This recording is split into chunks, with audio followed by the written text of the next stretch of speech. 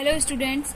अब अपनी पिछली वीडियो में मैंने आपको 4.5 की 1 to 4 क्वेश्चंस करा दिए थे। अब मैं आज आपको नेक्स्ट 5 क्वेश्चंस करा रही हूँ। Find the inverse of the each of the matrix. इसमें 5 form given in the exercise 5 to 11, तो हमें 5 से 11 तक इसमें इनवर्स निकालना है। तो मैं 5th क्वेश्चन करा रही हूँ आपको। देखो इसमें a इज इक्वल टू क्या है, 2, -2, 4 और 3। सबसे पहले हमें ऊपर ये लिखा हुआ है कि if the inverse of the each matrix it exist, इसका मतलब एग्जिस्ट करती है। अगर किसी भी मैट्रिक्स का इनवर्स एग्जिस्ट करता है तब हमें उसका इनवर्स निकालना है, अदरवाइज इनवर्स नहीं निकालना है। इट मीन्स अगर हम इस मैट्रिक्स का डिटर्मिनेंट निकाला, हमने इस मैट्रिक्स का डिटर्मिनेंट निकालने के बाद अगर वो नॉन जीरो आता है यानी कि नॉन सिंगुलर मैट्रिक्स है, तब तो उसका इनवर्स एग्जिस्ट करेगा, अदरवाइज नहीं करेगा, और तभी हमें इनवर्स निकालना है।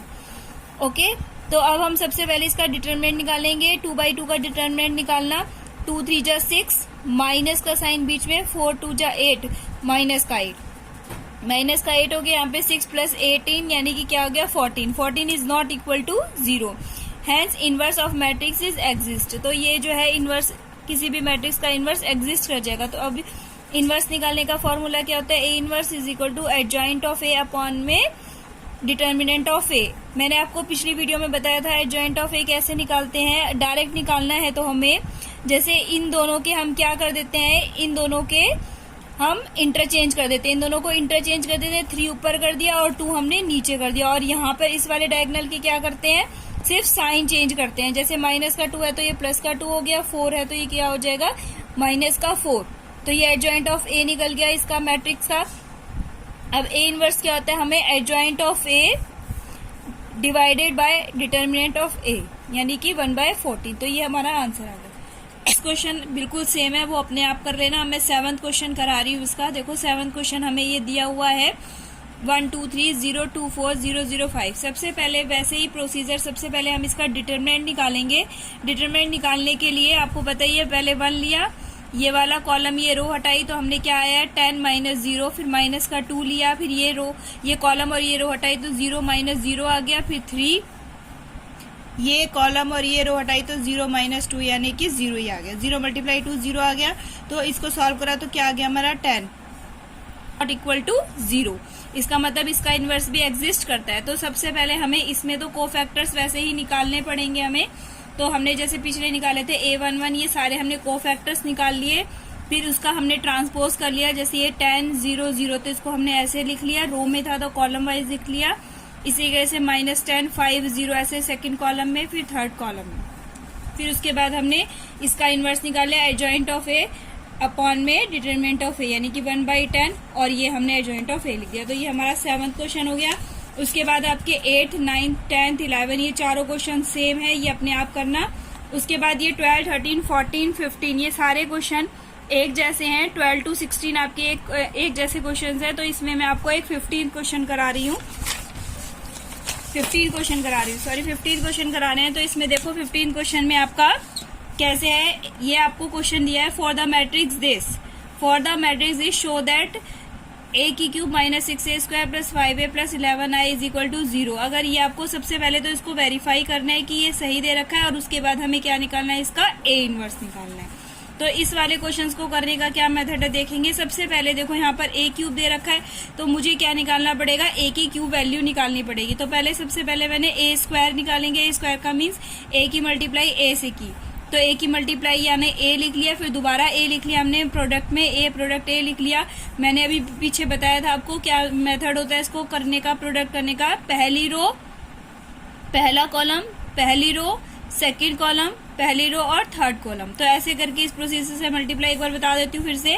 1 की मल्टीप्लाई 1 से करी 1, फिर 1 की मल्टीप्लाई 1 से 1, फिर 1 की मल्टीप्लाई 2 से, तो ये हो गया हमारा। फिर 1 की मल्टीप्लाई 1 से, 1 की 2 से, 1 की -1 से, ये आ गया। फिर 1 की 1 से, 1 की -3 से और 1 की 3 से। First row first column, first row second column, first row third column. इसी मेथड से ये first second row first column, second row second column, second row third column, फिर थर्ड वाले से ये प्रोसीजर करके फिर हमने क्या निकाला, a² निकाले। सिमिलरली इसी मेथड से हम क्या करेंगे, a की क्यूब निकाल लेंगे। a की मल्टीप्लाई या फिर a² से कर देंगे, ठीक है। a² हमने निकाल ही लिया। तो यहाँ मैंने a लिख दिया और a स्क्वायर जो अभी हमने निकाला था ये a स्क्वायर ये लिख दिया। a की वैल्यू वही जो क्वेश्चन में दी हुई थी, फिर a स्क्वायर, तो वही same procedure, first row first column, first row second column, first row third column, इसी मेथड से हमने ये क्या निकाल लिया, इसका a की क्यूब निकाल लिया। ठीक है, अब इसके बाद हम क्या करेंगे, ये जो हमें क्वेश्चन दिया हुआ है, इस क्वेश्चन में हमें ये दिया है, इसमें हम सबसे पहले प्री भी कर सकते हैं और पोस्ट भी कर सकते हैं, या तो प्री और post multiply of A inverse से करते हैं। ठीक है, तो यहाँ पे ए इनवर्स प्री मल्टीप्लाई करें तो आगे लिखेंगे, पोस्ट करेंगे तो पीछे लिखेंगे। तो ए इनवर्स की पूरी इसमें इक्वेशन में हमने मल्टीप्लाई कर दी, ए की इनवर्स ए की cube minus 6 A inverse A square 5 A inverse A plus 11 A inverse identity matrix is equal to A inverse की मल्टीप्लाई 0 से, ये 0 मैट्रिक्स है। तो यहाँ पे देखो इसको हम ब्रेक कर सकते हैं, ए की क्यूब है तो क्या लिख सकते हैं, ए इंटू में ए स्क्वायर। सिमिलरली अगर ये ए स्क्वायर है तो इसको क्या लिख सकते हैं, ए मल्टीप्लाई ए लिख सकते हैं, ये ए इंटू ए इनवर्स, और ये ऐसे ही। देखो अभी इसको ध्यान से देखो, ए इनवर्स और ए, ये जब ये बन जाते हैं ए का ए के इनवर्स, अगर हम जैसे 2 है 2 की मल्टीप्लाई 1/2 से करते हैं तो ये क्या बन जाता है, हमारा 1 बन जाता है, यानी आइडेंटिटी बन जाती है।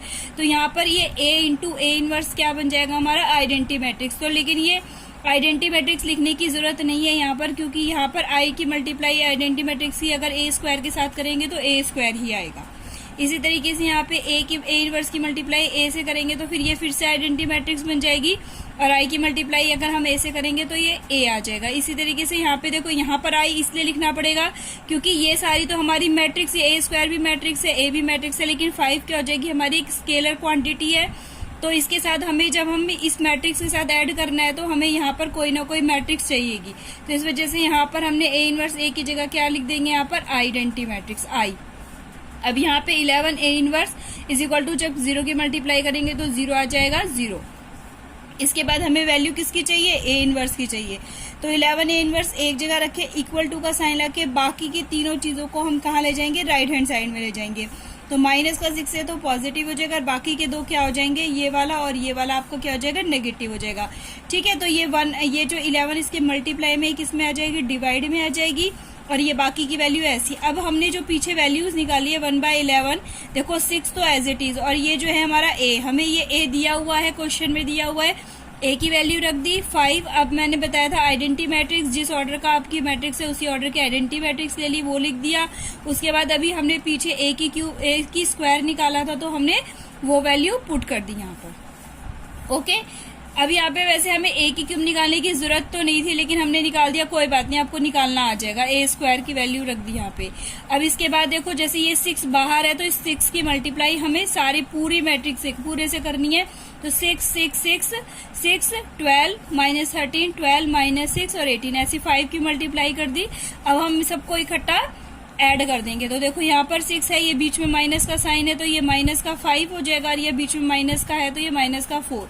सिमिलरली 6 माइनस 0 माइनस का 6 माइनस 0 माइनस का 2 आ जाएगा। सिमिलरली ये थर्ड वाला आ जाएगा। इसी तरीके से इसको सबको लिख लेंगे और उसको सॉल्व करेंगे तो हमारे पास ये वैल्यू आ जाएगी, और ये हमारा क्या निकल के आ गया, ए इनवर्स। ओके बच्चों, अब ये आप पूरी एक्सरसाइज कंप्लीट कर लेना, और फिर भी कोई प्रॉब्लम होगा तो